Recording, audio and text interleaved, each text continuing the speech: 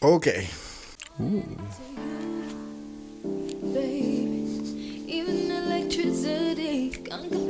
Oh, that's so good. Okay. That's enough.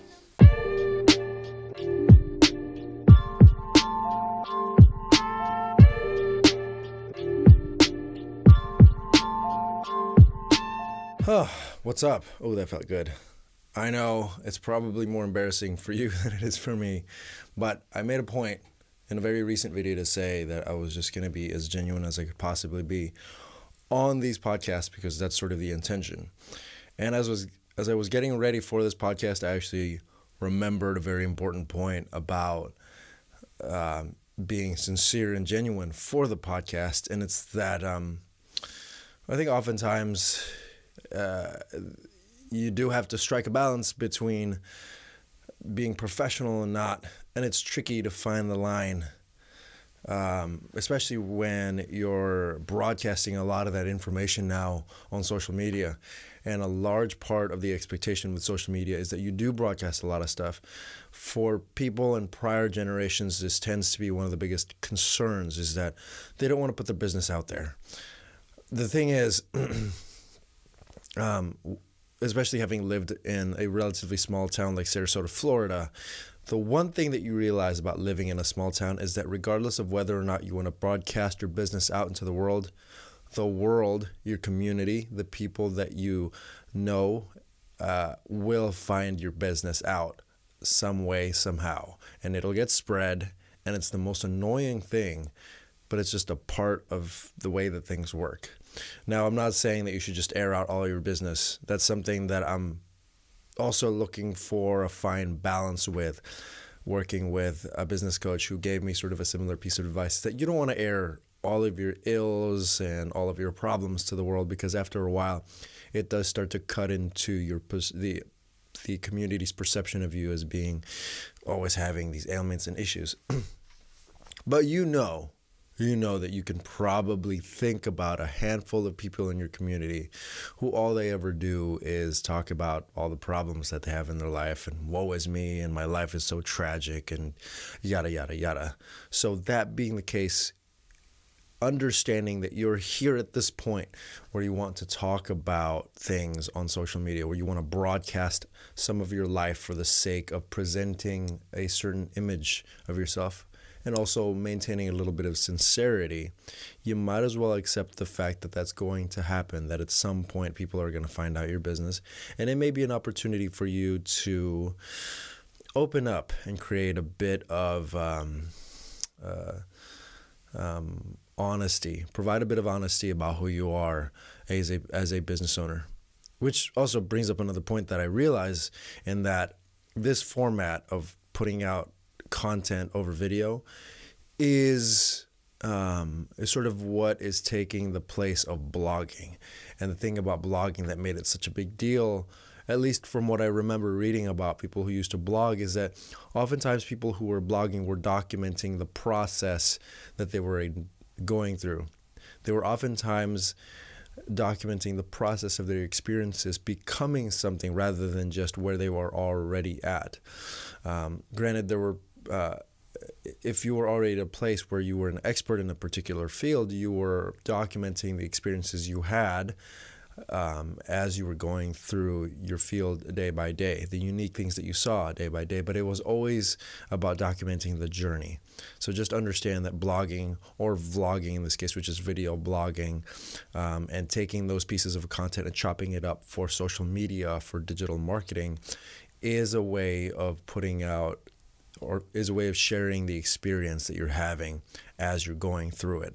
And so there will be a few bumps and bruises along the way. There may be some points where you are feeling ashamed, but it's that vulnerability that allows people to actually come in and see who you are.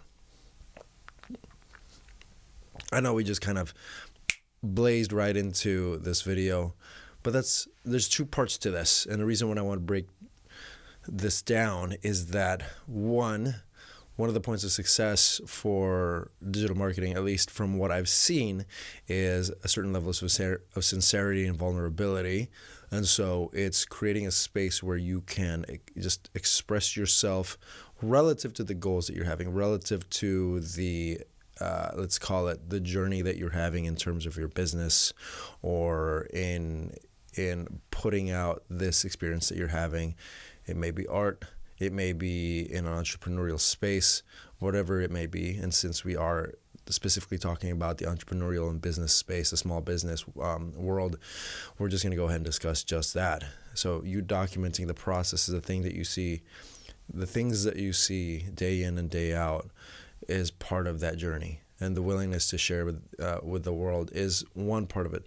The other part of it is in a more strategic way, and this is going to be how I break down this video, is providing the reader with value beyond just your own, I want to say, standing in your own soapbox, because that is yet another thing to sort of find the balance of, is recognizing where you want to provide value, you want to share information that is useful for people, that is wrapped up in the story of your own experiences, but you don't want it to be too much of you complaining, but you also don't want it to be not just complaining. I think on top of complaining, the worst possible thing, or an even more terrible thing that people can't stand, is when you start to preach.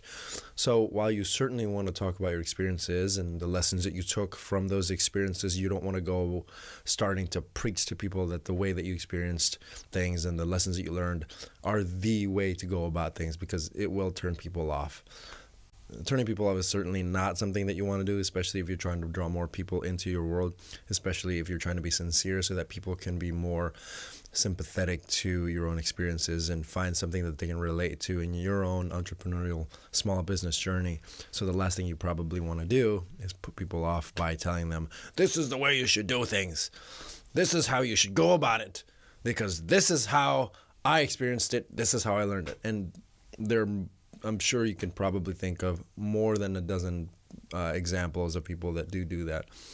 And I think I feel like we have this sort of voyeuristic tendency to watch that, just to see if they can maintain that as who they truly are, if the people that put themselves out there as these gurus can really stand up to the scrutiny of the public, and if they just implode. So there is a little bit of fun in that, and you certainly don't want to be the center of that, man. That's it's always tragic to see that. When I've seen, I can think of one YouTuber and as an example who is very successful, and there's always a switch that flips with people, especially when they're in the public eye, where they start to get a little too convinced of their own good, and then they start to believe that what they have to say is gold, and that it will completely help anybody and will completely redefine and change the course of history.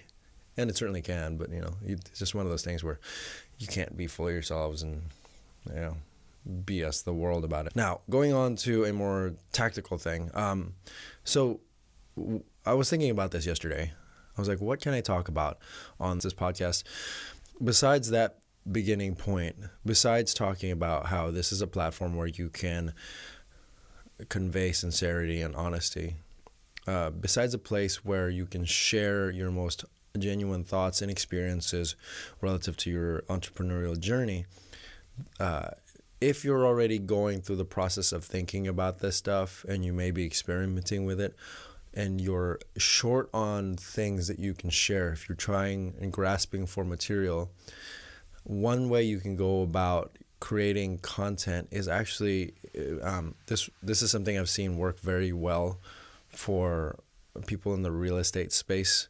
You can go around and actually showcase other businesses in the local area or other landmarks and special places in your community, so that one, you can create an impact in your community, and two, you can also you can highlight local businesses and provide them with a structure, provide them with a platform for them to share the story of their own businesses. Because if you're thinking about doing this, creating videos and sharing your story and doing creating digital content, imagine how hard it is for a small mom and pop who's been in your city for a long, long time, and they're probably struggling to keep up with the bigger businesses that are coming into town, but you absolutely love them, and they have no clue whatsoever about what the hell social media is. So if you can give them that opportunity to speak on your platform because you've created something, by all means do it.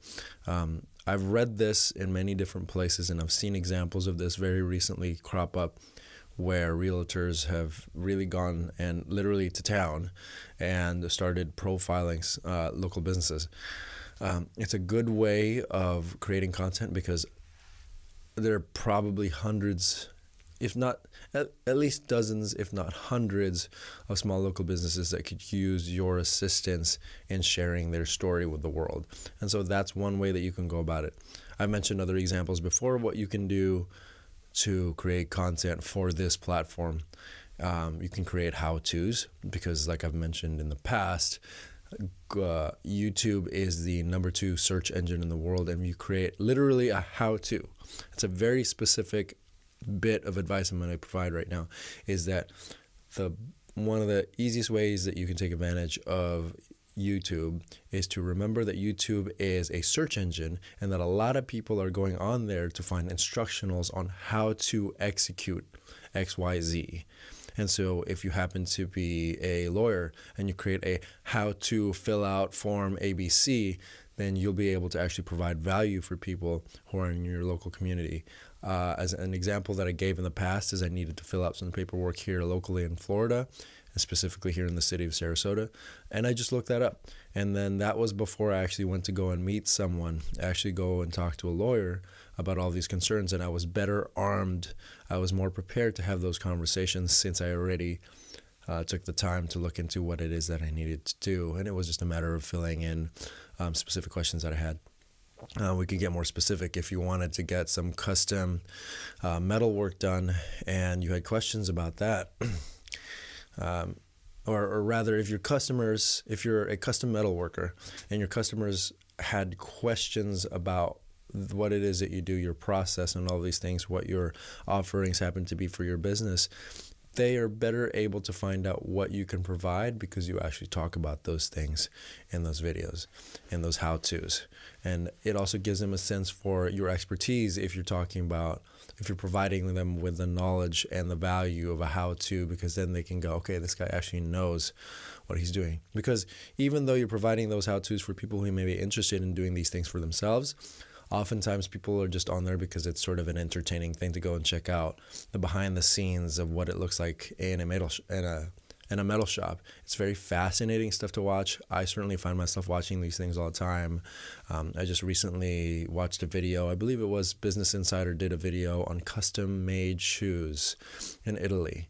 And I mean, I'm in no place right now to afford custom-made Italian shoes that cost $4,000 and take up to a month to create. But it was just something that was fascinating to me because it is something that speaks to my mind. And so if there's something that you know that your customer base is constantly looking for, be the person that provides that value, especially in your local community.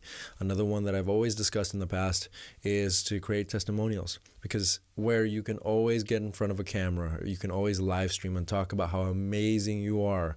Obviously, you're biased, and people aren't necessarily going to take you seriously every single time. So one way that you can get around that, and this is something I've been trying to implement more consistently, which is a little bit tricky oftentimes, it's probably best to lay down the expectation at the beginning of a transaction, in that you want to tell your customer that, hey, if you happen to have a really good experience with me, would you be willing to get on camera? I'm just going to use my camera phone, and I'll actually capture a small testimonial of you mentioning my name, the name of my business, the problem that I helped solve for you, and any other notes that you want to express regarding this whole experience. So that's something you can certainly do. And that was very, very quick and very tactical. That's absolutely something that you can implement in your business, is have people provide testimonials for you. If you can't reach certain people, and if you're willing to put in the time to actually coach them through how to take their own camera phones. And I say this because most people nowadays, given the amount of people that are now carrying at least 1080p or 4K quality camera phones, can definitely capture high quality videos of themselves talking about their experience with your business. And I mean positive experience with your business. Although, be willing to, I don't know if you can do this, be willing to experiment.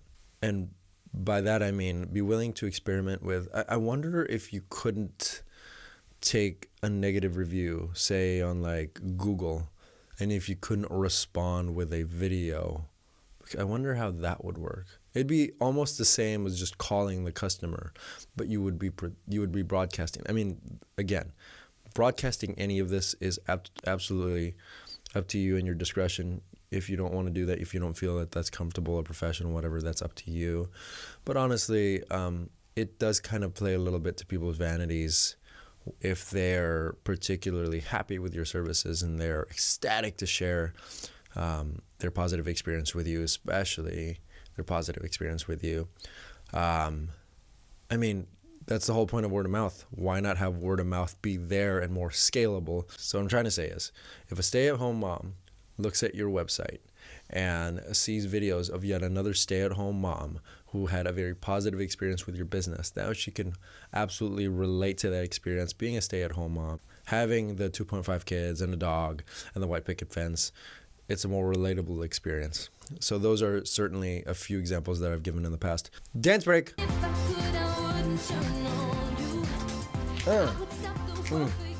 Okay. The reason why I'm doing that is actually for a very specific thing, and that's, I mean, maybe it helps break up the video a little bit, but it definitely helps me. I noticed that doing the work that I do, which is largely video, the most exciting part is capturing the footage. The not so exciting part is actually the editing part, because as soon as I sit down, my brain shuts off.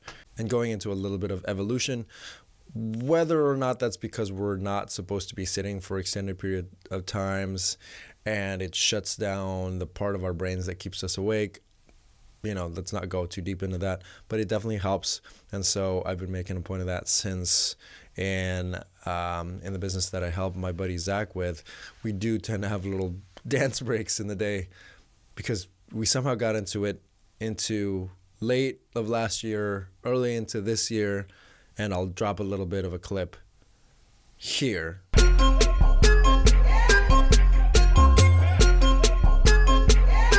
you see what I mean?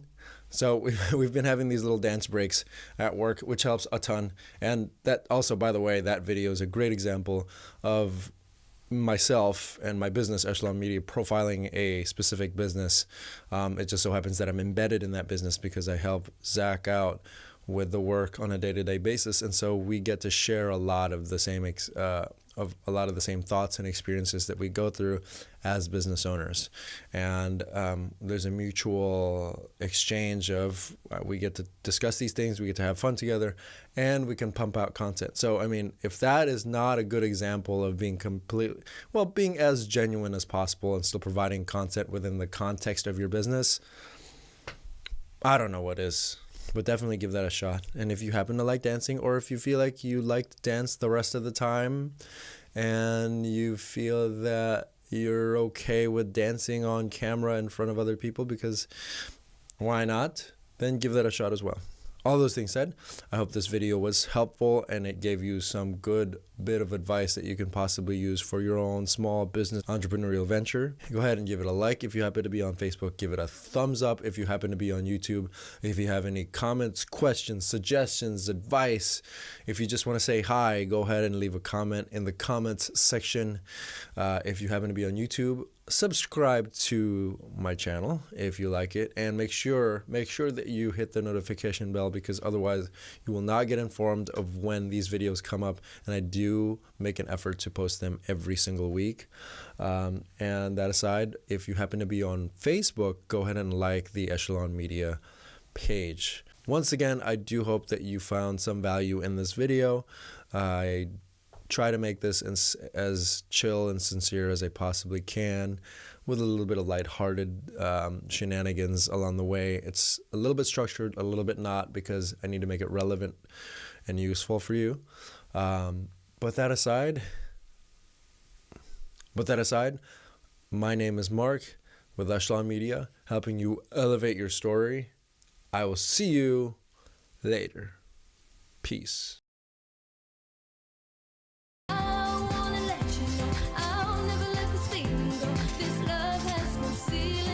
It's another dance break. Oh, you're still here. All I see is you. I mean, if you just want to stick around and watch the video while I dance and make a fool of myself, I'm cool with that too. But seriously, like, thumbs up, comment, subscribe, like the page, do all those things. Alright, I will see you.